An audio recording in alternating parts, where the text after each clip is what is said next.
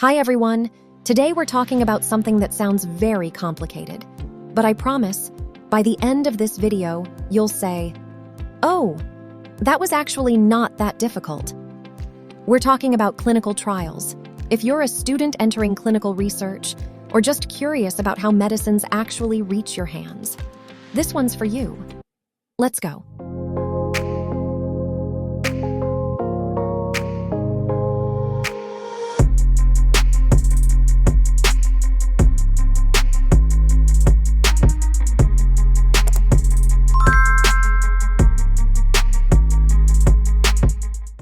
Have you ever wondered, how does a medicine get approved? How do we know it's safe before millions of people use it? That entire journey of testing and proving a treatment works, that's what we call clinical trials. Here's a simple definition. Clinical trials are research studies conducted in human participants to evaluate the safety and effectiveness of a medical intervention. Let me break that down. Research study, a planned scientific participants, real people like you and me. Safety. Is it harmful?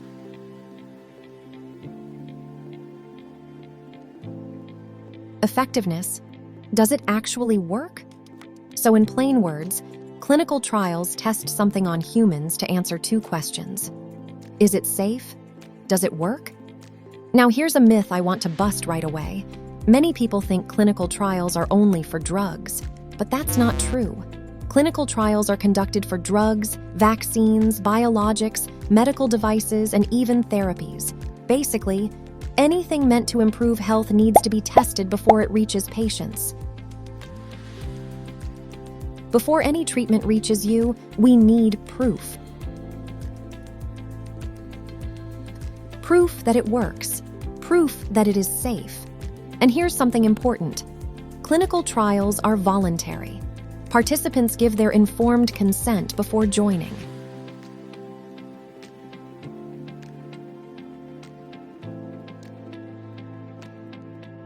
And ethics committees are always present to monitor participant safety. Clinical trials exist to protect patients and to make sure only the right treatments make it to the market. Let me walk you through this with an example. Let's say scientists want to develop a drug for type 2 diabetes, a condition where the body can't properly control blood sugar. Step 1. Understanding the disease. First, scientists study the disease deeply. In type 2 diabetes, the body either isn't making enough insulin or isn't using it properly. That's the problem they want to solve.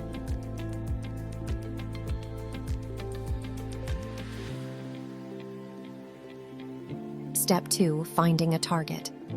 Next, they identify a target, a specific protein or molecule in the body where the drug will act. Think of it like finding the right lock before you design the key. Step 3. Finding drug candidates. Now scientists search for molecules that can act on that target. They test thousands of molecules to find ones that show promise. This uses advanced lab techniques to filter the best options quickly. Step 4. Lab testing, preclinical. The selected molecules are first tested in cells and then in animals to check, does it work and is it toxic? Out of thousands of candidates, only a few survive all these steps. And those few, they finally enter clinical trials, where they're tested in humans, carefully and in stages. There are two broad types. Interventional trials. Researchers actively give a treatment to participants and observe what happens. Simple way to remember. Interventional equals you intervene. You do something. Observational studies. No treatment is given. Researchers simply observe what is already happening naturally. Observational equals you observe. You just watch. Clinical trials don't happen all at once. They happen in 4 phases, and each phase has a specific purpose. Phase 1 is where it all begins. This phase is focused on safety. A small group of participants, usually healthy volunteers, receive the drug for the very first time.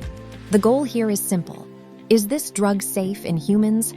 Phase 2 takes it a step further. Now that we have some confidence about safety, we ask, does it actually work? This phase tests the drug's effectiveness in a slightly larger group of people who actually have the condition being treated. Phase 3 is the big one. This is large-scale testing, where the drug is given to thousands of participants across multiple sites. Here, scientists compare the new drug against existing approved treatments to see whether it performs better, or at least as well. And finally, Phase 4 happens after the drug has already been approved and is available in the market. This is called post-marketing surveillance, where researchers continue monitoring how the drug performs in the real world across a much larger and more diverse population. I'm going to do a full dedicated video on each phase, going deep into what happens, who participates, and what the data looks like. So make sure you're subscribed so you don't miss it. And that's clinical trials. From a molecule in a lab to a medicine in your hand. It's a long journey, but every step exists for one reason: to keep patients safe. If this video helped you understand clinical trials in a new way, give it a like. It genuinely helps this channel grow. Drop a comment below telling me which part you found most surprising, and I'll see you in the next one.